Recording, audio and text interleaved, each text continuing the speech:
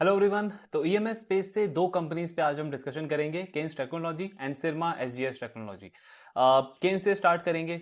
बहुत सारे क्वार्टर से इस कंपनी को ट्रैक कर रहे हैं एंड Q2 तक सब कुछ अच्छा चल रहा था। Q3 में रिजल्ट से पहले वो एक ब्रोकर का जो रिपोर्ट आया, एलिगेशंस लगे कुछ कंपनी के ऊपर, फिर उन्होंने कॉन कॉल भी किया।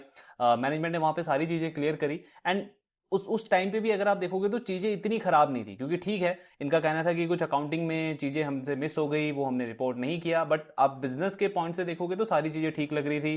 जो Q3 का गाइडेंस है वो इन्होंने मेंटेन रखा था, working capital improvement, cash flow का गाइडेंस, वो सारी चीज़ें इन्होंने मेंटेन रखी थी। Q3 का जब रिजल्ट आया वहां पे हमने देखा कि इनका, चाहे आप रेवेन्यू का नंबर देखो, EBITDA का नंबर देखो, वर्किंग कैपिटल इंप्रूवमेंट देखो, हर एक मैट्रिक पे कंपनी ने बहुत बड़े मार्जिन से अपने गाइडेंस को मिस किया। और ये चीज क्यों इतनी ज्यादा खराब लगी कि आपने जो वो कॉल किया था, वो जो एलिगेशन के बाद में, वो दिसंबर के एंड में किया था। मतलब आपका क्वार्टर ऑलमोस्ट कंप्लीट हो चुका था और उस टाइम पे भी मैनेजमेंट ने सारी अपनी जो कमेंट्री है, सारा जो गाइडेंस है वो मेंटेन रखा था। बहुत कॉन्फिडेंट थे वो कि ये सारी चीजें वो अचीव कर लेंगे। तो उसके बाद जब आपने नंबर्स रिपोर्ट करे और वहां पे इतना बड़ा अंडर परफॉर्मेंस दिखा, मैनेजमेंट ने रेवेन्यू का गाइडेंस भी कट कर लिया। पहले FY26 के लिए 4400 करोड़ का उनका टारगेट था, उसको कट करके उन्होंने 4000 करोड़ कर दिया। तो ये सारी चीजें, जबकि क्वार्टर आपका खत्म हो चुका था और फिर रिजल्ट आने के टाइम पे आपने अपनी कमेंट्री चेंज कर ली, ये सब जो है, आई मीन, इसने बहुत अनकंफर्टेबल किया पर्सनली मुझे। और वही हमने Q3 में डिस्कस भी किया था इनका रिजल्ट कॉन कॉल के बाद में, कि एलिगेशन तक ठीक था। जब तक बिजनेस का परफॉर्मेंस पे कोई चीज इंपैक्ट ना होना, तब तक सब कुछ ठीक लगता है। लेकिन जब आपकी परफॉर्मेंस पे वो इंपैक्ट होने लग जाए और कमेंट्री में इतना, गाइडेंस में इतना बड़ा मतलब मिसमैच वहां पे दिखे, तब मुझे पर्सनली वो चीजें ठीक लगती नहीं है। एंड वही हमने देखा कि बहुत खराब नंबर्स थे और गाइडेंस वगैरह भी इन्होंने कट कर लिया था। अभी पहले इनका Q4 का परफॉर्मेंस देखते हैं कि रिजल्ट वगैरह इन्होंने कैसे रिपोर्ट करे हैं फोर्थ क्वार्टर के। तो सबसे पहले रेवेन्यू आप देखोगे Q4 में 26% से ग्रो किया है कंपनी का। एंड अगेन Q3 की तरह ये भी एक बहुत बड़ा अंडर परफॉर्मेंस है, क्योंकि 50, 55, 60% के रेंज से कंपनी ग्रो करती थी। गाइडेंस भी उतना ही था इनका, 50 से 60% का ग्रोथ गाइडेंस था फॉर FY26। किया कितना? सिर्फ 26% का ग्रोथ। प्लस EBITDA आप देखोगे सिर्फ 15% का ग्रोथ है। इसका मतलब क्या हुआ कि आपने मार्जिन को भी, मतलब आपके मार्जिन को भी इंपैक्ट पड़ा है। अब YOY लेवल पे देखोगे तो 150 बेसिस पॉइंट्स, यानी कि 1.5%, 1.5% कंपनी के बिट्टा मार्जिन इंपैक्ट हुए हैं इस Q4 के अंदर। नेट प्रॉफिट कंपनी का डी ग्रो किया है 21% से। इसका मतलब क्या है कि बिलो इबिट्टा लाइन आइटम्स जो हैं उसमें और ज्यादा इंपैक्ट हुआ है, क्योंकि इबिट्टा तो फिर भी आपका 15% से ग्रो किया, नेट प्रॉफिट में तो डी ग्रोथ हो गया 21% का। देन कंपनी का मार्जिन प्रोफाइल आप देखोगे तो पहले इन्होंने FY26 के लिए ना टारगेट दिया था कि 16 से 17% के बीच में हमारे बिट्टा मार्जिन होंगे, और Q2 तक सब कुछ ठीक चल रहा था। Q3 आप देखोगे मार्जिन कंपनी के नीचे आए, हालांकि YOY लेवल पे इंप्रूवमेंट था, लेकिन Q1Q लेवल पे काफी बड़ा डिक्लाइन देखने को मिला।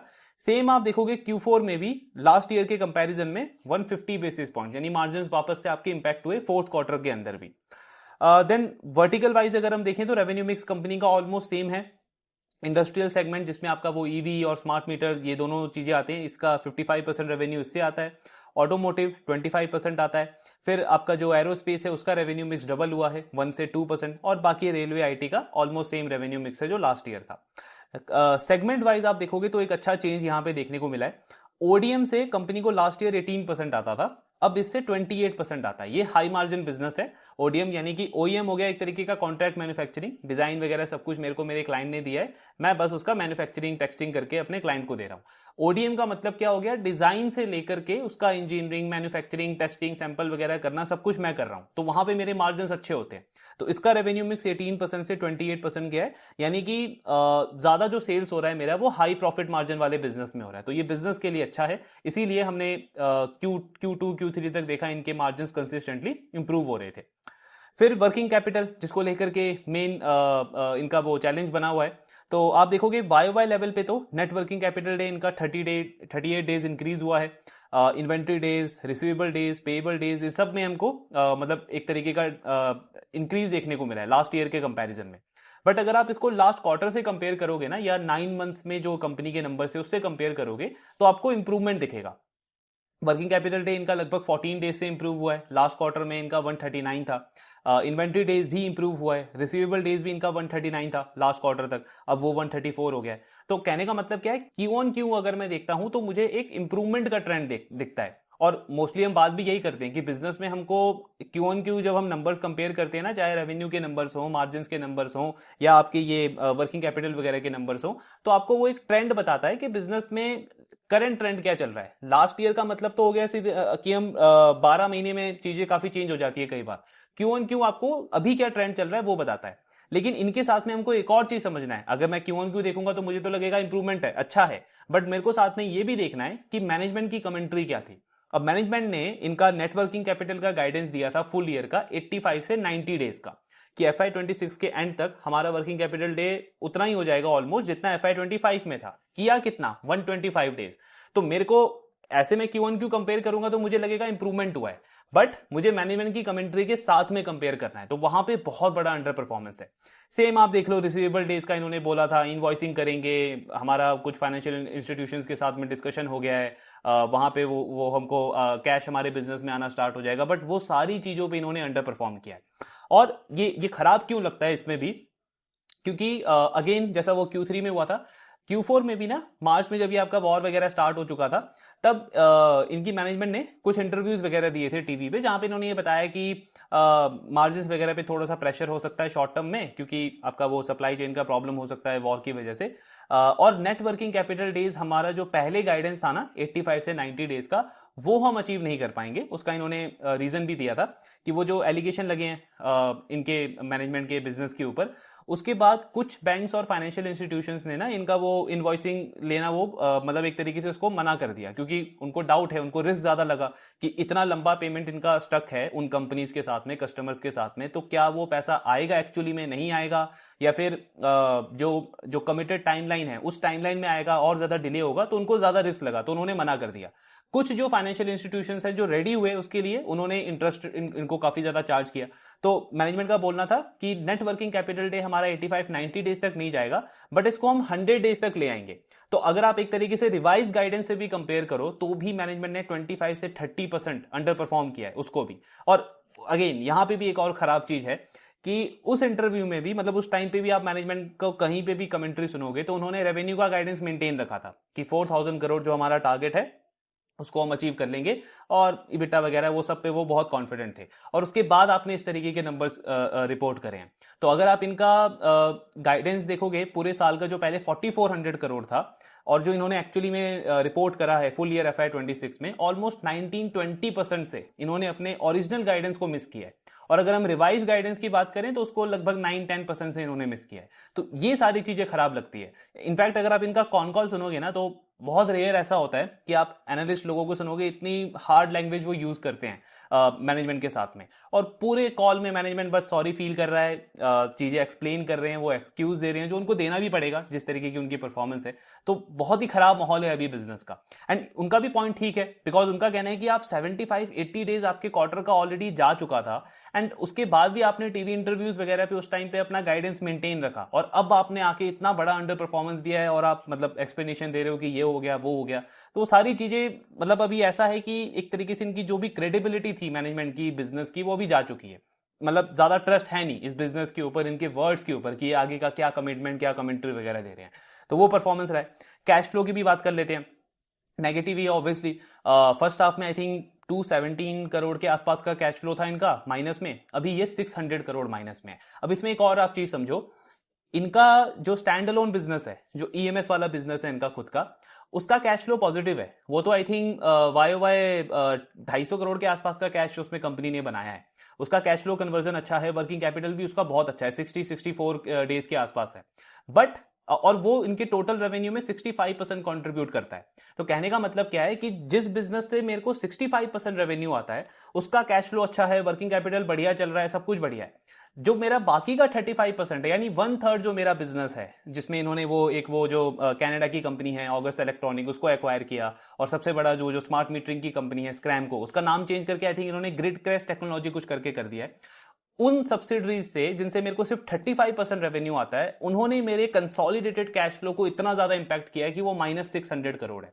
और अगर आप नंबर्स भी देखोगे तो मतलब बहुत खराब चीजें लगती है, पता नहीं किस तरीके का बिजनेस इन्होंने एक्वायर किया है। वो जो इनका स्मार्ट मीटर का बिजनेस है उसमें इन्होंने फुल ईयर FY26 में 970 करोड़ के आसपास का रेवेन्यू किया है। तो उसका रेवेन्यू में कंट्रीब्यूशन कितना हो गया? 27%, पूरे टोटल रेवेन्यू में 27%। और उस बिजनेस का रिसीवेबल कितना है? 1300 करोड़। मतलब ये एक्चुअली में एक मूवी है, आई थिंक चुप चुप के करके मूवी है, कॉमेडी मूवी है। उसका एक सीन है, मुझे एग्जैक्ट नंबर पता नहीं क्या बोलता है वो, कि 25 लाख का हमने बिजनेस किया तो लॉस 30 लाख का कैसे हो गया। तो काइंड ऑफ वैसा है इनका कि 970 करोड़ का सेल्स किया इन्होंने इस पूरे साल में उस बिजनेस में, और 1300 करोड़ का रिसीवेबल है।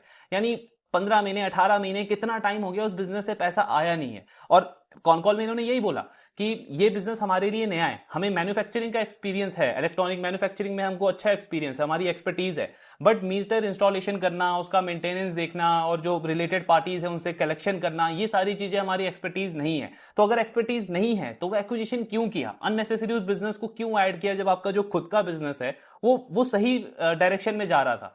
उसकी वजह से सारा प्रॉब्लम आया है इस कंपनी के ऊपर। और एक और चीज आप देखो, इन्होंने पहले गाइडेंस दिया था वो स्मार्ट मीटर बिजनेस के लिए कि FY26 में हम 800 करोड़ के आसपास का उसका रेवेन्यू करेंगे, हम उसका एलोकेशन ज्यादा नहीं बढ़ाएंगे क्योंकि वो हाई वर्किंग कैपिटल बिजनेस है। लेकिन इन्होंने किया कितना? 970 करोड़।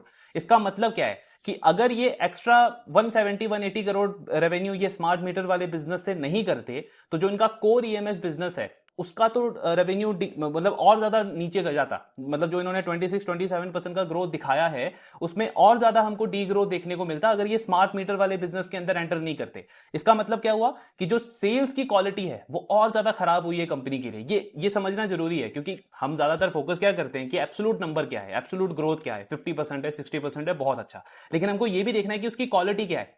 मैंने सेल्स कर दिया लेकिन कस्टमर से 12 महीने हो गए, 15 महीने हो गए, 1.5 साल हो गया, पैसा नहीं आया, क्या गारंटी है वो पैसा आएगा?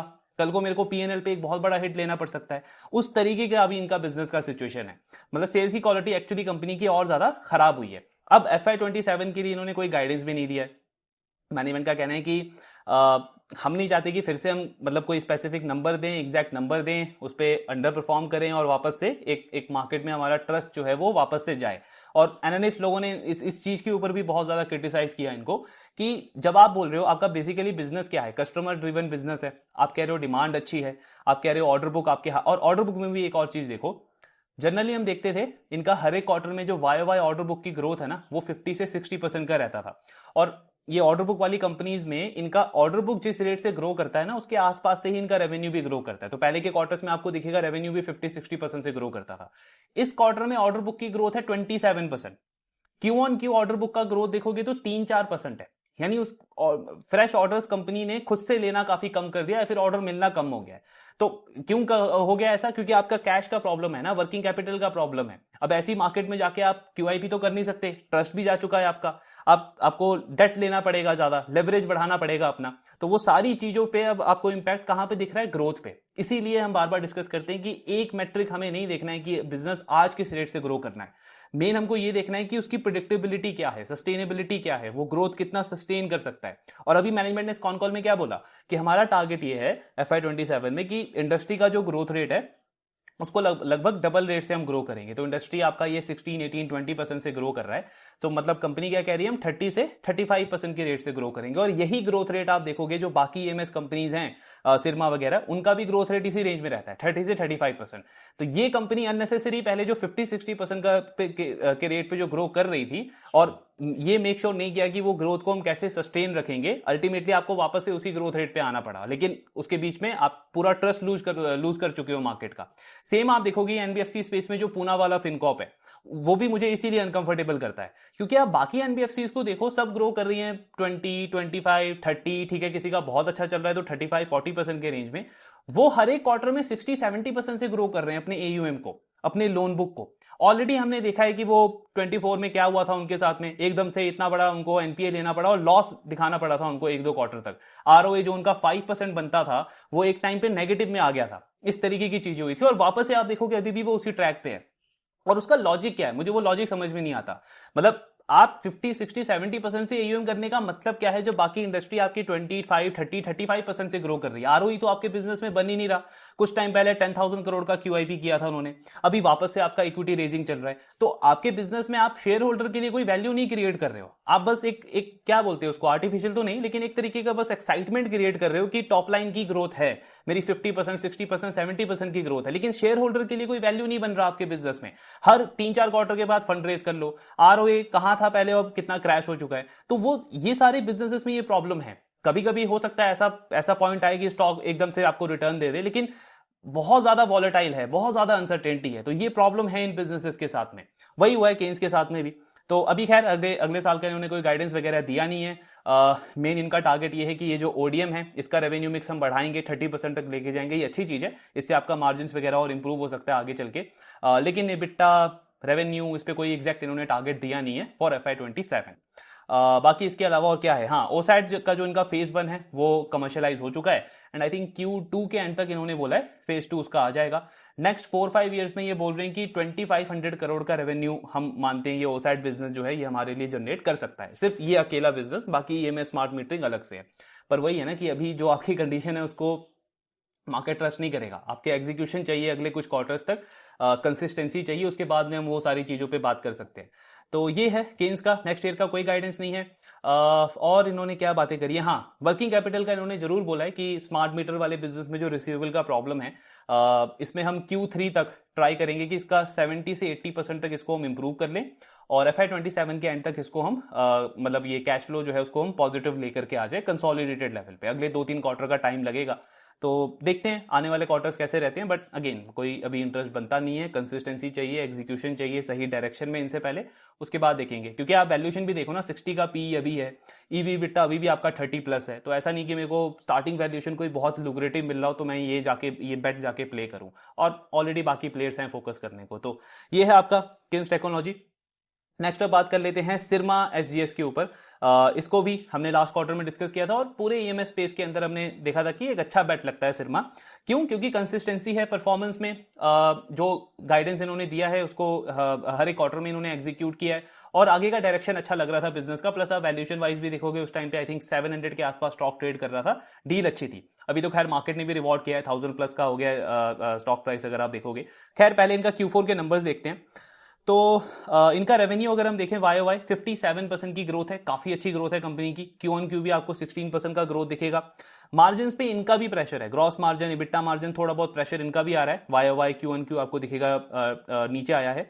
फिर नेट प्रॉफिट में 67% की ग्रोथ है YOY, और Q-on-Q 8% का ग्रोथ देखने को मिल रहा है। अब इनका वर्टिकल वाइज अगर हम देखें तो एक जो रीजन मुझे समझ में आ रहा है कि क्यों मार्जिन थोड़े बहुत इनके इंपैक्ट हो सकते हैं, उस वजह से रेवेन्यू मिक्स आप इनका देखोगे ना, कंज्यूमर सेगमेंट इसका रेवेन्यू डबल हो गया YOY लेवल पे, 102% की ग्रोथ है। और लास्ट ईयर ये 21% कंट्रीब्यूट करता था टोटल रेवेन्यू में, इस क्वार्टर में 26% किया है। अब कंज्यूमर सेगमेंट का जो रेवेन्यू होता है ना, वो ऑटो हो या इंडस्ट्रियल हो, इससे इसका मार्जिन कम होता है, मतलब ये लो मार्जिन बिजनेस है। एंड कंज्यूमर सेगमेंट सिरमा के लिए एक टाइम पे 35 से 40% कंट्रीब्यूट करता था। जब आप देखोगे इनका P&L जाके देखोगे तो उस टाइम पे सिरमा का EBITDA मार्जिन 6-7% के रेंज में होता था, क्योंकि कंज्यूमर का जो एलोकेशन था टोटल रेवेन्यू मिक्स में वो 35-40% था। तो इन्होंने, मैनेजमेंट ने इसी चीज पे फोकस किया कि कंज्यूमर को डीग्रोथ करना है, इसका एलोकेशन कट करना है, एंड ऑटो हो, इंडस्ट्रियल हो, हेल्थ केयर हो, इसके मिक्स को बढ़ाना है। तो कंज्यूमर का सेगमेंट 35-40 से लास्ट क्वार्टर में तो खैर 21 था, अभी ये 26% आया है। इस क्वार्टर में ये स्पाइक किया है, तो मे बी ये एक रीजन हो सकता है कि क्यू कंपनी के मार्जिन थोड़े से डिप हुए हैं Q4 के अंदर। बाकी आप ROE देखो, ROC देखो, इसमें बहुत अच्छी इंप्रूवमेंट है। ROE तो इनका पहले सिंगल डिजिट में होता था, अभी आप अगर ये गुडविल वगैरह एडजस्ट करके देखोगे तो 20% का ROE ROC ये कंपनी बना रहा है। एंड नेटवर्किंग कैपिटल डेज में भी इंप्रूवमेंट है, 69 से 63 हो गया है। EBITDA मार्जिन कंपनी के Q4 में डिप हुए हैं, लेकिन ओवरऑल आप पूरा फाइनेंशियल ईयर देखोगे तो अच्छा इंप्रूवमेंट है कंपनी का। अब सिरमा का भी अगर आप ऑर्डर बुक का ग्रोथ देखोगे ना, तो Q-on-Q थोड़ा सा आपको कम दिखेगा ग्रोथ। पहले ही वो 7-8% पे ग्रो करता था क्वार्टर ऑन क्वार्टर लेवल पे, इस क्वार्टर में आई थिंक 3 या 4% की ग्रोथ है इनके ऑर्डर बुक के अंदर। लेकिन इसका एक रीजन है, इन्होंने इस क्वार्टर में 1500 करोड़ का एग्जीक्यूशन किया है। तो मेरा मतलब जो ऑर्डर बुक का एग्जीक्यूशन रन रेट है वो 1500 करोड़ पे आ गया है। और आप ग्रोथ भी देखो 57-58% की ग्रोथ दिखाई है इन्होंने। तो बेसिकली मेरा ऑर्डर बुक एग्जीक्यूशन फास्ट रहा है इस क्वार्टर में, और फ्रेश ऑर्डर्स जो मैंने लिए उसमें से ज्यादा मैंने एग्जीक्यूट कर दिया, इसीलिए ओवरऑल ऑर्डर बुक का ग्रोथ मुझे कम दिख रहा है। केन्स के केस में ऐसा नहीं है, उनका तो लो ग्रोथ क्वार्टर रहा है ना, ये उनका तो 26% का ग्रोथ रहा है इस क्वार्टर में। तो ये एक बड़ा डिफरेंस है। फिर कंपनी का कहना है कि नेक्स्ट ईयर का जो उन्होंने गाइडेंस दिया है रेवेन्यू का 35% का ग्रोथ का गाइडेंस है इनका, 30 से 35% का इन्होंने दिया है। यही इनका टारगेट रहता है हर साल, इस साल का भी था, अगले साल का भी है। अच्छा, इस साल में एक और चीज है, जैसे हमने केन्स का देखा, उन्होंने गाइडेंस को मिस किया। पहले था 55-60% के रेंज का गाइडेंस था, ग्रोथ गाइडेंस, और किया कितना उन्होंने 33%। सिरमा का भी आप देखोगे ना तो FY26 का ग्रोथ गाइडेंस था फुल ईयर का 30-35%, बट एक्चुअल रेवेन्यू ग्रोथ कितना है इनका FY27 में 27%। तो कहने को आप बोल सकते हो कि इन्होंने भी गाइडेंस को मिस किया है, 3 से 5% के आसपास का गाइडेंस मिस हुआ इनका। बट आप उसके पीछे का लॉजिक समझो। Q1 जो था सिरमा का, उसमें इनका रेवेन्यू डी ग्रो किया था, आई थिंक 19-20% का डी ग्रोथ था इनके रेवेन्यू में Q1 में। वो क्यों था? क्योंकि मैनेजमेंट ने ये जो कंज्यूमर सेगमेंट है इस पे से फोकस हटाया था, इसका एलोकेशन कट करना था, 35% से इसको 1/4 लाना था, 24-25% के रेंज में। तो अगर आप कंज्यूमर सेगमेंट को एडजस्ट करके देखोगे या एक्सक्लूड करके देखोगे तो ओवरऑल ग्रोथ सिरमा की रही है 38%, यानी गाइडेंस को आउट परफॉर्म किया है। लेकिन अगर आप टोटल कंसोलिडेटेड ग्रोथ जब देखते हो तो आपको ग्रोथ दिखता है 27%, 3 से 5% से मिस किया। कहने का मतलब क्या है, गाइडेंस देखो, वही इसीलिए हम बार बार बात करते हैं कि सिर्फ टॉप लाइन या एब्सोल्यूट नंबर मुझे नहीं देखना है, मुझे सारी चीजें देखनी, कनेक्ट करना है। कहने का मतलब क्या है सिरमा के केस में कि गाइडेंस मिस जरूर हुआ है, लेकिन उसके पीछे का रीजन जो है वो अच्छा है। मतलब वो क्वालिटी ऑफ रेवेन्यू इंप्रूव कर रहे थे, क्योंकि उनको ऐसी जगह पे अपना रेवेन्यू ज्यादा लाना है जो उनके मार्जिन को बढ़ाए, जो उनके प्रॉफिट को बढ़ाए। यही रीजन है कि लगभग इनका फुल ईयर प्रॉफिट जो है वो डबल हुआ है YOY लेवल पे। इबिट्टा मार्जिन जो 6-7% के होते थे, आज ये कंपनी 12-13% का इबिट्टा मार्जिन बना रही है। तो ये जो रेवेन्यू ग्रोथ मैंने 3% मिस किया, लेकिन उसके बदले मेरे बिजनेस की प्रॉफिटेबिलिटी बढ़ गई ना, मेरा ROE ऑलमोस्ट डबल हो गया 20% के आसपास। तो मेरे बिजनेस के ओवरऑल जो पिक्चर है, फंडामेंटल्स है, वो इंप्रूव हुए हैं, चाहे मैंने 3-5% का रेवेन्यू ग्रोथ सेक्रीफाइस किया हो। तो ये अच्छा है, ये गाइडेंस मिस अगर आपने किया है ये अच्छा है, क्योंकि बिजनेस की क्वालिटी इंप्रूव हुई है इससे। तो ये रीजन है। अब नेक्स्ट ईयर का गाइडेंस क्या है? 30 से 35%, लगभग 35% का ग्रोथ ये टारगेट कर रहे हैं। लगभग इनका ये मिक्स सेम ही रहेगा, जैसे हमने देखा ऑटो है, इंडस्ट्रियल सेगमेंट है, फिर इसके अलावा आपका हेल्थ केयर सेगमेंट है, उसमें आई थिंक मेडिटेक में ये 500 करोड़ का रेवेन्यू टारगेट कर रहे हैं। तो ये सारे सेगमेंट में कंपनी कह रही है अच्छा ग्रोथ है, ऑर्डर बुक अच्छा है। आईटी रेलवे आप देखोगे इस क्वार्टर में Q4 में तो आई थिंक 180% का ग्रोथ है आईटी रेलवे में। अब उसमें कहां से ग्रोथ आई है? तो जो ये आपके मेमोरी वगैरह के प्राइसेस बढ़ गए हैं उससे अच्छी ग्रोथ देखने को मिली है। लैपटॉप्स की इनकी काफी अच्छी ग्रोथ रही है, मदरबोर्ड वगैरह उसका बहुत अच्छा बिजनेस गया है। तो कंपनी कह रही है Q4 वैसे थोड़ा सा एबनॉर्मल था, 180% ग्रोथ सस्टेनेबल नहीं है, लेकिन स्टिल FY27 में हम 30 से 40% के रेट से ग्रो कर सकते हैं। तो ग्रोथ आउटलुक बहुत अच्छा है सिरमा का।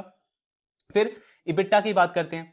अब इबिट्टा गाइडेंस इनका एक और चीज आप समझो, ये जो इबिट्टा बोलते हैं ना, अदर इनकम को इंक्लूड करके बोलते हैं। जैसे आप स्क्रीनर पे देखोगे तो आपको इबिट्टा इनका कम दिखेगा, बट पीएनएल में जो कंपनी शो करती है उसमें आपको इबिट्टा इनका ज्यादा दिखेगा, क्योंकि इनका एक्सपोर्ट लगभग 25% है। लास्ट ईयर 18% था, अब 25% है। और इनके जो ये एमडी है ना गुजराल जी, इनका बहुत एग्रेसिव फोकस होता है एक्सपोर्ट के ऊपर। मतलब जो भी आप इनके इंटरव्यू सुनोगे पुराने वाले, अब तो क्योंकि एक्सपोर्ट को कर लिया है, पुराने इंटरव्यूज आप सुनोगे तो ये बहुत फोकस करते हैं कि हमको एक्सपोर्ट शेयर बढ़ाना है, एक्सपोर्ट शेयर बढ़ाना है। तो 18 से 25% लेके आ गए हैं ये अपने रेवेन्यू मिक्स को, और नेक्स्ट ईयर ये टारगेट कर रहे हैं इसको और बढ़ाएं, 27 से 30% के बीच में लेकर के जाएं। तो अब इनका क्या क्या कहना है कि हमारा जो मार्जिन है ना, इबिट्टा मार्जिन, उसमें अदर इनकम इंक्लूड होता है, क्योंकि अदर इनकम हमारा वो सिर्फ इन्वेस्टमेंट वगैरह से नहीं आता है। हम एक्सपोर्ट क्योंकि हम करते हैं और कई सारे रॉ मटेरियल्स हम इंपोर्ट करते हैं, तो वो जो पार्ट है वो हमारे ऑपरेशनल का पार्ट है। सेम जैसे केईआई इंडस्ट्री को की मैनेजमेंट को आप सुनोगे वो भी ऐसे ही करते हैं। इबिट्टा प्लस अदर इनकम उनका टोटल इबिट्टा मार्जिन बताता है, तो वही आपको इनका भी देखना है। तो अब इबिट्टा मार्जिन का इन्होंने नेक्स्ट ईयर का जो गाइडेंस दिया है वो 10 to 10.5% का दिया है। ये थोड़ा सा खराब लगता है वैसे देखने में, क्यों? क्योंकि फुल ईयर FY26 का इबिट्टा मार्जिन इनका 12% है, और Q4 का आई थिंक 13% के रेंज में है। तो इसका मतलब क्या हुआ कि आप ये एक्सपेक्ट कर रहे हो नेक्स्ट ईयर आपके मार्जिन नीचे जाएंगे। अब यहां पे एक और इंटरेस्टिंग चीज है, इनके पास ना 4 लीवर्स हैं। 4 मेन टेलविंड्स हैं जिसकी वजह से इनके मार्जिन्स इंप्रूव होने चाहिए FY27 के अंदर। सबसे पहला क्या है? सबसे पहला है कि कंपनी का एक तो ऑपरेटिंग लेवरेज मिलेगा इनको, क्योंकि अभी कोई नई कैपेसिटी कंपनी की आ नहीं रही है। वो पीसीबी वाली कैपेसिटी जो है वो FY27 के बिल्कुल एंड में या FY28 के स्टार्टिंग में आएगी। तो अभी जो एग्जिस्टिंग कैपेसिटी है उसका यूटिलाइजेशन और बढ़ेगा, तो आपको ऑपरेटिंग लेवरेज मिलेगा। दूसरा, ओडीएम का जो रेवेन्यू शेयर है, यानी कि वो जो आपका वो जो डिजाइन मैन्युफैक्चरिंग वाला जो डिवीजन है जो हमने केन्स का डिस्कस किया, इनका लगभग 17% रेवेन्यू अभी उससे आता है। और कंपनी कह रही है FY27 में उसको हम मेंटेन करेंगे और आगे इंप्रूव करेंगे, और वो हाई मार्जिन बिजनेस है तो आपके मार्जिन को और इंप्रूव करेगा। तीसरा, एक्सपोर्ट का शेयर ये कह रहे हैं हम और बढ़ाएंगे, 25 से 27% तक लेके जाएंगे, तो वो भी आपके लिए हाई मार्जिन बिजनेस है, वो भी मार्जिन को पॉजिटिवली पुश करेगा। फिर करेंसी का भी टेलविंड है, क्योंकि एक्सपोर्ट का शेयर आप बढ़ा रहे हो तो ये 3-4 टेलविंड्स हैं कंपनी के, जिसकी वजह से इनके मार्जिन एक्चुअली में बढ़ने चाहिए FY27 में। इनको ये पूछा भी गया कॉन कॉल में कि उसके बाद भी आप ये क्यों मतलब एक्सपेक्ट कर रहे हो कि बिट्टा मार्जिन आपके नीचे जाएंगे। तो मैनेजमेंट ने कहा कि आप इसको इस तरीके से समझ सकते हो कि हमारे पास में ना लग्जरी है कि हम कंजर्वेटिव हो सकते हैं, क्योंकि अगर हम गाइडेंस दे दें, मान लो कि करंट EBITDA मार्जिन हम मेंटेन करेंगे या ये टेलविंड्स की वजह से हमारा EBITDA margin may be 1% improve करेगा, लेकिन एक्चुअली में जब हमारे EBITDA मार्जिन अगर 11% हो तो मार्केट उसको बहुत गलत तरीके से देगा, और जैसे हमने केन्स के साथ में देखा कि गाइडेंस को अंडर परफॉर्म किया। तो मैनेजमेंट बेसिकली थोड़ा सा कॉशियस हो रहा है अपने गाइडेंस को लेकर के, कंजर्वेटिव है। क्यों? क्योंकि ये जो आपका सारा वॉर वगैरह चल रहा है, क्राइसिस है, उसमें सप्लाई चेन का प्रॉब्लम है, लॉजिस्टिक फ्रेट कॉस्ट आपके बढ़ गए हैं। दूसरा, रॉ मटेरियल मेटल प्राइसेस इनकी काफी इंक्रीज हो गए हैं। तो ये सारे कुछ प्रेशर हैं जिसकी वजह से मैनेजमेंट का बोलना है कि हम थोड़ा सा कंजर्वेटिव हो रहे हैं अपनी बिट्टा मार्जिन के गाइडेंस को लेकर के। इसमें भी एक और चीज है, कंपनी का कहना है कि हमारा जो कॉन्ट्रैक्ट्स है वो मतलब पास ऑन कर सकते हैं, हम ये सारे प्राइसेस अपने कस्टमर्स को पास ऑन कर सकते हैं, लेकिन उसमें क्या है ना कि वो डे जीरो पे नहीं होता। मतलब ऐसा नहीं है कि आज हमारा फ्रेट कॉस्ट बढ़ गया या रॉ मटेरियल के प्राइसेस बढ़ गए तो आज के आज ही हम वो कस्टमर को पास ऑन कर दें, वो तो टाइम लगता है उसमें। तो मे बी Q1 में हमको इंपैक्ट फेस करना पड़े, Q2 Q3 तक हम वो चीजें पास ऑन कर पाए, तो फुल ईयर में शायद मार्जिन पे थोड़ा सा इंपैक्ट आ जाए। तो इसलिए ऑन अ कंजर्वेटिव बेसिस उन्होंने गाइडेंस को थोड़ा सा कम रखा है, 10 to 10.5%। इसका मतलब क्या है कि अगर मैं जब मॉडलिंग कर रहा हूं, मतलब मैं जब एस्टिमेट कर रहा हूं इनके फाइनेंशियल्स FY27 के लिए, तो मुझे ये 10 to 10.5% का एस्टिमेट लेना है, क्योंकि अगर इन्होंने 11% भी किया तो मैं और मार्केट दोनों पॉजिटिवली सरप्राइज होंगे, हम दोनों के लिए अच्छा है। मुझे बैक ऑफ द माइंड पता है कि इनके पास में 4 टेलविंड्स है मार्जिन इंप्रूवमेंट के लिए, बट जब मैं एस्टिमेट ले रहा हूं तो मुझे 10 to 10.5% का लेना है। तो ये हो गया इनका मार्जिन का गाइडेंस, और ऑर्डर बुक वगैरह भी हमने डिस्कस कर लिया है। फिर इनका कैपेक्स का प्लान, तो बड़ा कैपेक्स तो इनका वही पीसीबी का आ रहा है, 2 फेजेस में उसके कैपेक्स होंगे। टोटल 800 करोड़ का वो प्रोजेक्ट है। फेज 1 में जाएगा 400 करोड़, जो आपका FY28 के स्टार्टिंग तक आपका कमर्शियलाइज हो जाएगा, और FY29 से आपका फेज 2 स्टार्ट होगा। अब कंपनी कह रही है कि इनके पास में बैलेंस शीट में अभी भी आई थिंक 200-300 करोड़ का कैश पड़ा हुआ है, प्लस कैश फ्लो पॉजिटिव है आपका, और वर्किंग कैपिटल पे भी इन्होंने बोला कि 4 to 5 डेज हमारा कोशिश रहेगा इसको और इंप्रूव करें इन FY27, यानी कैश फ्लो का डायरेक्शन भी आपका पॉजिटिव है। तो कंपनी कह रही है कि डेट के थ्रू, इंटरनल अक्रूवल के थ्रू, प्लस जो इनका जॉइंट वेंचर है दूसरी कंपनी के साथ में, तो लगभग 25% इक्विटी वहां से भी आएगी। तो इस मिक्स के थ्रू ये इस पूरे कैपेक्स को फंड करेंगे, यानी कि इक्विटी रेजिंग का कोई प्लान नहीं है। तो ये अच्छी चीज है। अब बस हमको देखना है कि आगे इसको कैसे कंपनी ट्रैक पे रखती है। दूसरा एक और चीज इसमें डिस्कस करनी है कि जो फेज 2 आएगा ना इसका पीसीबी का, तो जैसे आपका जो फ्लेक्स पीसीबी हो गया, HDI पीसीबी हो गया, ये सब फेज 2 में आएगा, जो आपके थोड़े से हाई मार्जिन बिजनेस हैं। फेज 1 में single layer PCB company manufacture करना स्टार्ट करेगी, प्लस जो आपका CCL है, कॉपर क्लैड लैमिनेट, वो भी आपका फेज 2 के अंदर आएगा। तो ये सारा अपडेट इन्होंने दिया है। और एक और चीज जो मुझे अच्छी लगी इनके कॉन कॉल के अंदर और उनके मैनेजमेंट की कमेंट्री में, इन्होंने बोला कि हमारा ना वर्किंग कैपिटल को इंप्रूव करने पे बहुत ज्यादा फोकस है, कैश फ्लो मेंटेन करने के ऊपर बहुत ज्यादा फोकस है। तो अगर हमको टॉप लाइन ग्रोथ कहीं पे सेक्रीफाइस करनी हो, अगर हमको रेवेन्यू सेक्रीफाइस करना हो, तो उसके लिए हम कंफर्टेबल हैं, लेकिन हम कैश फ्लो के साथ में कॉम्प्रोमाइज नहीं करेंगे, वर्किंग कैपिटल के साथ में कॉम्प्रोमाइज नहीं करेंगे। इन्होंने लास्ट क्वार्टर में भी बोला, सेम इस कॉन कॉल के अंदर भी बोला। मतलब मैनेजमेंट आपको क्या बता रहा है बेसिकली कि कैपिटल एलोकेशन को लेकर के हम बहुत ज्यादा मतलब उस पर फोकस है। वो जैसे केन्स ने किया कि अपना मेन बिजनेस आपका अच्छा चल रहा है, अननेसेसरी आपने उस सेगमेंट के अंदर एंटर किया जहां पे आपकी कोर एक्सपर्टीज नहीं है, और वो सारा चीजें आपकी खराब हुई। स्मार्ट मीटर ये भी करते हैं, इनका भी अगर आप टोटल रेवेन्यू देखोगे तो 5 to 5.5% इनका जो रेवेन्यू है वो स्मार्ट मीटर से आता है। बट कंपनी क्या बोल रही है कि ये हाई वर्किंग कैपिटल बिजनेस है, तो हम बहुत सेलेक्टिवली डील के अंदर घुस रहे हैं, बहुत सेलेक्टिव ऑर्डर्स इसमें ले रहे हैं, अननेसेसरी नहीं, सिर्फ ग्रोथ के लिए हम किसी भी प्रोजेक्ट के अंदर घुस जा रहे हैं कि हमारा कैश ही स्टक हो जाए और उसके बाद में फिर हमारे जो बाकी प्रोजेक्ट्स हैं वो डीरेल होता जाए, जो मेन बिजनेस है उस पर इंपैक्ट आए। तो वो सारी चीजें मैनेज करते हुए बहुत सेलेक्टिवली ऑर्डर्स वगैरह हम इसमें ले रहे हैं कि हमारा वर्किंग कैपिटल खराब ना हो। और दूसरा डिफेंस की भी जो एक इन्होंने कंपनी एक्वायर करी है एलकॉम करके, इनका कहना है कि उसका भी रेवेन्यू आना स्टार्ट होगा FY27 से। तो वो भी आपका हाई मार्जिन बिजनेस है, उसमें वर्किंग कैपिटल का प्रॉब्लम होता है लेकिन वो हाई मार्जिन बिजनेस है, आपके मार्जिन को ओवरऑल अच्छे से पुश करेगा। और बाकी ओवरऑल कंपनी का गाइडेंस वही है कि 30 से 35% से रेवेन्यू से ग्रो करेंगे, और इबिटा मार्जिन का थोड़ा सा इन्होंने कंजर्वेटिव गाइडेंस दिया है। तो ओवरऑल चीजें अच्छी हैं, कमेंट्री भी अच्छी है, आउटलुक भी काफी अच्छा लगता है बिजनेस का। बस वही है कि वैल्यूशन वाइज मुझे इतना अभी कंफर्ट नहीं आ रहा, क्योंकि जब हमने डिस्कस किया था तब ये 700 के आसपास था, अभी तो 1020 के आसपास ट्रेड कर रहा है। पी इसका 60 है, ईबीटा आप देखोगे ऑलरेडी 33-34 के आसपास है। और इबिटा को लेकर के ना मतलब अनसर्टेनिटी है, क्लैरिटी नहीं है। यहाँ पे दो ऑप्शनैलिटी आ सकती है मेरे थीसिस में, कि अगर चीजें अच्छी हुई और रेवेन्यू ग्रोथ गाइडेंस ही एक्सीड कर दें, एंड इबिटा का जो इनका कंजर्वेटिव गाइडेंस है 10 to 10.5%, लेकिन 4 टेलविंड्स हैं इनके मार्जिन के लिए, वो अगर इनको हेल्प करे और इबिटा का ग्रोथ भी अच्छा हो जाए, तो मार्केट रीरेट कर सकता है इस स्टॉक को यहां से भी। ये दो ऑप्शनैलिटी है, लेकिन ये होंगी नहीं होंगी इसको लेकर के मुझे अभी ज्यादा क्लैरिटी नहीं है। तो स्टार्टिंग वैल्यूएशन उतना कंफर्टेबल नहीं है, लेकिन हाँ पूरे ईएमएस स्पेस में अगर मुझे प्ले करना है तो मेरे को अच्छा बेट अभी भी सिरमा एसजीएस लगता है। हाँ मे बी मैं स्टैगर्ड अप्रोच यहाँ पे फॉलो करूं, बट बिजनेस अच्छा कर रहा है। बाकी देखते हैं आने वाले क्वार्टर्स इनके कैसे जाते हैं। तो ये था डिस्कशन दोनों ईएमएस कंपनीज के ऊपर, ट्रैकिंग कंटिन्यू रखेंगे। बाकी आपके जो डाउट्स हैं शेयर करते रहिए। Thank you very much.